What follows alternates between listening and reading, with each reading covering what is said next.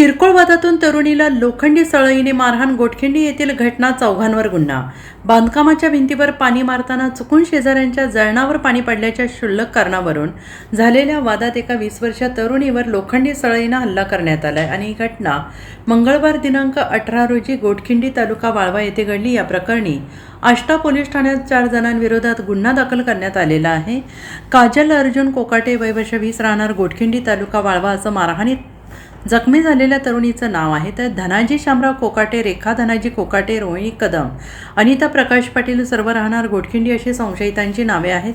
गोटखिंडी येथील झुंजार चौक परिसरात राहणारी फिर्यादी तरुणी काजल कोकाटे ही मंगळवारी सायंकाळी 7 वाजण्याच्या सुमारास आपल्या घराच्या सुरू असलेल्या बांधकामाच्या भिंतीवर पाणी मारत होते आणि त्यावेळी चुकून काही पाणी शेजारी राहणाऱ्या धनाजी कोकाटे यांच्या घरासमोर ठेवलेल्या जळणावर पडले आणि याचाच राग मनात धरून धनाजी कोकाटे, रेखा कोकाटे, रोहिणी कदम, अनिता पाटील यांनी काजलला शिवीगाळ करत लाथाबुक्क्यांनी मारहाण केली. याच दरम्यान रोहिणी कदम हिने हातातील लोखंडी सळईने काजलच्या डोक्याच्या पाठीमागे आणि कपाळावर हल्ला करून तिला गंभीर जखमी केले, तसेच जीवेत ठार मारण्याची धमकी दिली. या प्रकरणी काजल कोकाटे यांनी दिलेल्या फिर्यादीत आष्टा पोलीस ठाण्यात संशयितांवर गुन्हा दाखल करण्यात आला आहे.